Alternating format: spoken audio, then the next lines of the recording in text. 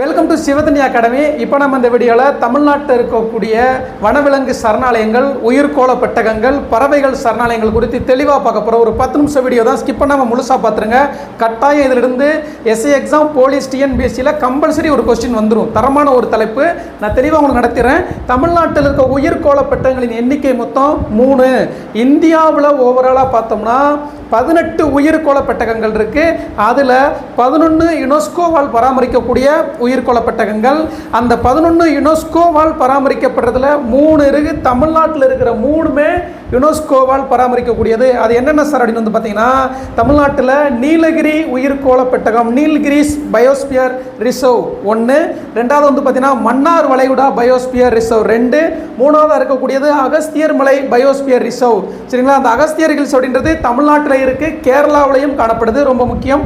இந்த 3 தான் தமிழ்நாட்டில் இருக்கக்கூடிய உயிர்கோள பெட்டகங்கள். ஒட்டுமொத்தமாக இந்தியாவில் 18 உயிர்கோள பெட்டகங்கள் இருக்குது. அதில் 11 யுனெஸ்கோவால் பராமரிக்கப்படுவது. அந்த 11ல் 3 தமிழ்நாட்டில் இருந்தே இருக்குது. ரொம்ப முக்கியம். அந்த 3மே நம்ம பார்த்துட்டோம். அடுத்து நம்ம பார்க்கக்கூடியது தமிழ்நாட்டில் இருக்கக்கூடிய வனவிலங்கு சரணாலயங்கள் என்னென்ன அப்படின்றத தெளிவாக பார்த்துடலாம். ஒவ்வொன்றும் எந்த மாவட்டத்தில் இருக்குது, எந்த வருஷம் அதை தொடங்கினாங்க அப்படின்றது நம்ம தெளிவாக பார்த்துலாம். பாருங்கள், ஃபஸ்ட்டு வந்து பார்த்தீங்கன்னா முதுமலை வனவிலங்கு சரணாலயம் நீலகிரி மாவட்டத்தில் இருக்குது. 1940ஆம் ஆண்டு இது தொடங்கப்பட்டது. இது ரொம்ப ரொம்ப முக்கியம். ஏன் தெரியுமா? இப்போ இருக்கக்கூடிய ஸ்கூல் புக்கை வாங்கி நீங்கள் படித்தீங்கன்னா இந்த தலைப்பே இல்லை. சரிங்களா? நான் வந்து 2019 எடிஷன்லேருந்து எடுத்து கொடுத்துருக்கிறேன். கம்பல்சரி இதிலிருந்து ஒரு கேள்வி, லாஸ்ட் நடந்த எஸ்ஏ எக்ஸாம்லாம் இந்த தலைப்பிலிருந்து 2 கேள்வி கேட்டிருந்தாங்க, தரமாக கேட்டிருந்தாங்க. நோட் பண்ணி வச்சுக்கோங்க. ரெண்டாவது முண்டந்துறை வனவிலங்கு சரணாலயம் திருநெல்வேலி. முண்டந்துறை மற்றும் களக்காடு ரெண்டுமே புலிகள் காப்பகம் திருநெல்வேலி மாவட்டத்தில் இருக்குது. இதில் முண்டந்துறை வந்து 1962ஆம் ஆண்டு தொடங்கப்பட்டது. அடுத்து கோடியக்கரை, இதுதான் லாஸ்ட் இயரில் எஸ்ஏ எக்ஸாமில் கேட்டாங்க. கோடியக்கரைன்னு கொடுத்துட்டு விழுப்புரம் அப்படின்னு கொடுத்துருந்தாங்க. அது தவறு, அதை கண்டுபிடிக்க சொல்லி கொடுத்துருந்தாங்க. கோடியக்கரை வனவிலங்கு சரணாலயம் நாகை மாவட்டம், அதாவது நாகப்பட்டினம் மாவட்டம், 1967 தொடங்கப்பட்டிருக்கு. வருஷம் முதற்கொண்டு நான் கொடுத்துருக்கிறேன், அப்படியே பார்த்து வச்சுக்கோங்க. அடுத்தது இந்திரா காந்தி வனவிலங்கு சரணாலயம் கோயம்புத்தூர் மாவட்டம், 1976. களக்காடு வனவிலங்கு சரணாலயம், களக்காடு புலிகள் காப்பகம் சொல்ல போனால் திருநெல்வேலி மாவட்டம், 1976. களக்காடு 1976. முண்டந்துறை வந்து 1962. ரொம்ப முக்கியம். அதுக்கடுத்தது வளநாடு தூத்துக்குடி மாவட்டத்தில் இருக்கக்கூடிய வளநாடு கருப்பு மான்கள் சரணாலயம். அப்போ வளநாடு எதற்கு புகழ் பெற்றது அப்படின்னு கேள்வி கேட்பாங்க. எதற்கு புகழ் பெற்றது? கருப்பு மான்கள் சரணாலயம். எந்த மாவட்டம்? தூத்துக்குடி மாவட்டம். வருஷம் 1987ஆம் ஆண்டு வளநாடு கருப்பு மான்கள் சரணாலயம் தொடங்கப்பட்டது. அதுக்கடுத்தது ஸ்ரீவில்லிபுத்தூரில் இருக்கக்கூடிய மலை அணில்கள் சரணாலயம் அல்லது சாம்பல் நிற அணில்கள் சரணாலயம், ஸ்ரீவில்லிபுத்தூர், விருதுநகர் மாவட்டம். இதில் விருதுநகர் மட்டும் கொடுத்துருக்காங்க, நான் ஸ்ரீவில்லிபுத்தூர் கொடுத்துருக்கிறேன். நோட் பண்ணி வச்சுக்கோங்க. மலை அணில்கள் சரணாலயம் அல்லது சாம்பல் நிற அணில்கள் சரணாலயம், ஸ்ரீவில்லிபுத்தூர், விருதுநகர் மாவட்டம். அதுக்கடுத்தது கன்னியாகுமரி வனவிலங்கு சரணாலயம் 2007. சத்தியமங்கலம் வனவிலங்கு சரணாலயம், குறிப்பாக சத்தியமங்கலம் அப்படின்றது ஒரு டைகர் ரிசர்வ், அது ஒரு புலிகள் காப்பகம். எந்த ஆண்டு தொடங்கப்பட்டது? 2008 அறிவிக்கப்பட்டது. அதுக்கடுத்தது மேகமலை வனவிலங்கு சரணாலயம் அப்படின்றது தேனி மற்றும் மதுரை மாவட்டங்களில் பரவி காணப்படும். 2009ஆம் ஆண்டு அறிவிக்கப்பட்டது. அதுக்கடுத்து பாருங்க, கோடியக்கரை வனவிலங்கு, அங்கே நம்ம பார்த்தது ஃபர்ஸ்ட் பார்த்தது கோடியக்கரை வனவிலங்கு சரணாலயம் அப்படின்னா நாகப்பட்டினம் மாவட்டம். அடுத்து ஒன்று கொடுத்துருக்குறாங்க, கோடியக்கரை வனவிலங்கு பாதுகாப்பு மண்டலம் அப்படின்னு கொடுத்தாங்கன்னா தஞ்சாவூர், திருவாரூர், நாகப்பட்டினம் இந்த 3 மாவட்டங்களை சேர்த்து கோடியக்கரை வனவிலங்கு பாதுகாப்பு மண்டலம் அப்படின்னு அறிவிச்சிருக்கிறாங்க. வருஷம் 2013 அறிவிக்கப்பட்டது. அதுக்கடுத்தது கொடைக்கானல் வனவிலங்கு சரணாலயம் எங்கே இருக்குன்னா திண்டுக்கல் மற்றும் தேனி மாவட்டத்தில் காணப்படுது. இது வந்து பார்த்தீங்கன்னா 2013ஆம் ஆண்டு அறிவிக்கப்பட்டது. அதுக்கடுத்தது கங்கை கொண்டான் புள்ளிமான்கள் சரணாலயம் திருநெல்வேலி மாவட்டம், அறிவிக்கப்பட்ட ஆண்டு 2013. அதுக்கடுத்தது வடகாவேரி வனவிலங்கு சரணாலயம் தருமபுரி மற்றும் கிருஷ்ணகிரி மாவட்டத்தில் பரவி காணப்படுது. இது வந்து 2014ஆம் ஆண்டு அறிவிக்கப்பட்டது.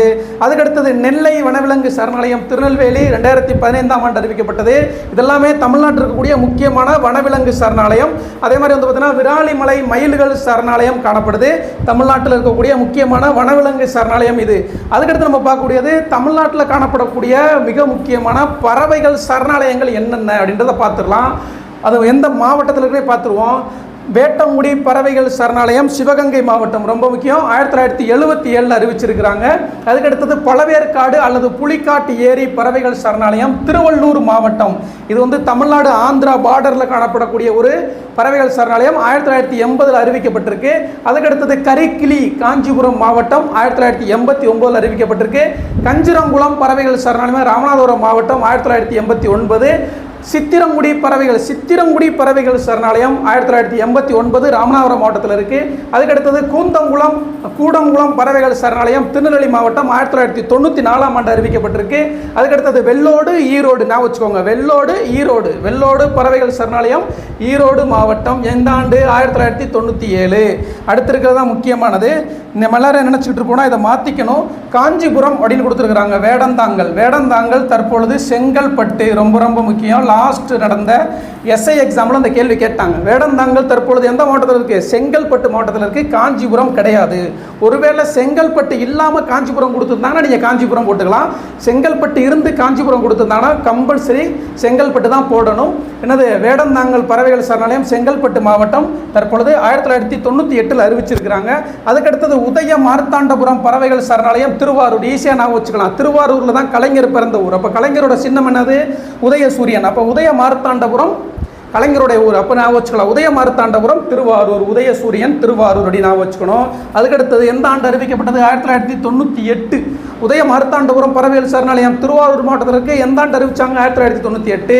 அதுக்கடுத்தது மேலச்செவ்வனூர் கீழச்செவ்வனூர் ராமநாதபுரம் மாவட்டம் அறிவிக்கப்பட்ட ஆண்டு 1998.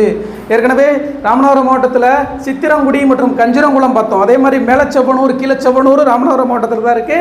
1998 அறிவிச்சிருக்கிறாங்க. அதுக்கடுத்ததான் வடுவூர் பறவைகள் சரணாலயம், வடுவூர் திருவாரூர். ஏற்கனவே உதய மார்த்தாண்டபுரமும் திருவாரூர் தான், வடுவூரும் திருவாரூர் தான். வடுவூர் பறவைகள் சரணாலயமாக அறிவிக்கப்பட்ட ஆண்டு 1999. ரொம்ப முக்கியம். அதுக்கடுத்தது கரைவெட்டி பறவைகள் சரணாலயம் அரியலூர் மாவட்டம் 2000 வருடம் 2000 அறிவிச்சிருக்கிறாங்க. அதுக்கடுத்தது தீர்த்தங்கள் பறவைகள் சரணாலயம் ராமநாதபுரம் மாவட்டம் வருடம் 2010 அறிவிச்சிருக்கிறாங்க. அடுத்து சக்கரக்கோட்டை ஏரி பறவைகள் சரணாலயம் 2012 அறிவிச்சிருக்கிறாங்க. இது ராமநாதபுரம் மாவட்டம். அடுத்ததாக விழுப்புரம் மாவட்டத்தில் ஊசூடு ஏரி பறவைகள் சரணாலயம் 2015 அறிவிச்சிருக்கிறாங்க. விழுப்புரம் மாவட்டத்தில் இருக்கு. இது போக அண்மையில் 2 பறவைகள் சரணாலயம் அறிவிச்சிருக்கிறாங்க. ஒன்று கழுவெளி சதுப்புநில பறவைகள் சரணாலயம் எந்த ஊரில் இருக்குன்னா மரக்காணம். சரிங்களா? அதாவது விழுப்புரம் மாவட்டம் மரக்காணத்தில் கழுவெளி சதுப்புநில பறவைகள் சரணாலயம் ரொம்ப முக்கியம். இது அண்மையில் அறிவிக்கப்பட்டது. இறுதியாக தமிழ்நாட்டில் கடைசியாக அறிவிக்கப்பட்ட பறவைகள் சரணாலயம் எதிர்த்து கேட்டாங்கன்னா நஞ்சராயன் ஏரி பறவைகள் சரணாலயம் திருப்பூர் மாவட்டத்தில் இருக்கு. இது ரொம்ப முக்கியம். இது தவிர்த்து வன உயிரினம் சார்ந்து கரண்ட் அஃபேர்ஸ் ரிலேட்டடாக ஏதாவது கேள்வி கேட்டாங்கன்னா நான் உங்களுக்கு கொடுத்துருக்கிறேன். இதை வந்து லாஸ்ட்டாக நடந்த இப்போ ஒரு எக்ஸாம்லேயே கேட்டாங்க. டிஎன்பிசி டெக்னிக்கல் எக்ஸாம்லேயே கேட்டாங்க. தமிழ்நாட்டின் முதல் பல்லுயிர் பாரம்பரிய தளமாக அறிவிக்கப்பட்ட இடம் மதுரை மாவட்டம் மேலூரில் இருக்கக்கூடிய அரிட்டாபட்டி. இது ஒரு இஷ்யூவான இப்போ தான் இஷ்யூ ஆகிட்டு இருக்கு, மிகப்பெரிய பிரச்சனை ஆகிட்டு இருக்கு. டங்ஸ்டன். இந்த தமிழ்நாட்டில் டங்ஸ்டன் படிவுகள் இந்த அரிட்டாபட்டி பகுதியில் அதிகம் காணப்படுறதாகவும் அதுக்கான சுரங்கம் அமைக்கிறதுக்கான வேலைகளையும் மத்திய அரசாங்கம் ஈடுபட்டு இருக்கிறாங்க. இது ரிலேட்டடாக கண்டிப்பாக அந்த கேள்வி கேட்பாங்க. தமிழ்நாட்டில் டங்ஸ்டன் படிவுகள் அதிகம் காணப்படக்கூடிய ஊராக கண்டுபிடிக்கப்பட்ட பகுதி எதை சொல்கிறாங்கன்னா அரிட்டாபட்டி நாயக்கர்பட்டின்னு சொல்லுவாங்க அந்த ஏரியா. இது எதற்கு சிறப்புனா தமிழ்நாட்டின் முதல் பல்லுயிர் பாரம்பரிய தலமாக அறிவிக்கப்பட்டிருக்கு. டங்ஸ்டன் படிவுகள் அதிகம் காணப்படக்கூடிய ஒரு பகுதி. அதுக்கடுத்தது தேவாங்கு சரணாலயம். இப்போ ரீசெண்டாக அறிவிச்சாங்க. சரிங்களா? தேவாங்கு சரணாலயம் தமிழ்நாட்டில் இருக்குது. அது எங்கன்னு பார்த்தீங்கன்னா கடவுர் அப்படின்னு ஒரு ஊரில் இருக்குது. கரூர் மற்றும் திண்டுக்கல் மாவட்டத்தோட சேர்ந்து காணப்படுது. கடைசியாக நம்ம பார்க்குறது வந்து பார்த்தீங்கன்னா கடற்பசு. தமிழ்நாட்டில் கடற்பசு பாதுகாப்பகம் அறிவிச்சிருக்கிறாங்க. மன்னார் வளைகுடாவில் காணப்படுது. இதுதான் தமிழ்நாட்டில் காணப்படக்கூடிய, நம்ம தொடர்ச்சியாக பார்த்துட்டோம், உயிர்கோள பெட்டகங்கள், வனவிலங்கு சரணாலயங்கள், பறவைகள் சரணாலயம், அண்மையில் அறிவிக்கப்பட்ட பறவைகள் மற்றும் முக்கியமான சரணாலயங்களை தெளிவாக நம்ம பார்த்துட்டோம். இதுக்குள்ளே இருந்து கட்டாயம் ஒரு கேள்வி வரும். எக்ஸாம் முடிச்சோன்னா நான் உங்களுக்கு ப்ரூஃபோட நான் அந்த வீடியோவோட காட்டுவேன், நான் சொன்ன மாதிரி வந்திருக்கு அப்படின்னு சொல்லிட்டு. தொடர்ச்சியாக இது போன்ற பல நல்ல தகவல்களை தெரிந்து கொள்ள மறக்காமல் சிவதன்யா அகாடமி யூடியூப் சேனலை தொடர்ந்து இணைந்திருங்கள். சிவதன்யாவுடைய பொது அறிவு மற்றும் பொது தமிழ் புத்தகம் தேவைப்படக்கூடியவங்க டிஸ்கிரிப்ஷனில் கொடுத்துருக்கிறேன், ஃபுல் டீட்டெயில் கொடுத்துருக்கிறேன். தேவைப்படுறவங்க உடனே தொடர்பு கொள்ளுங்கள். நன்றி, வணக்கம்.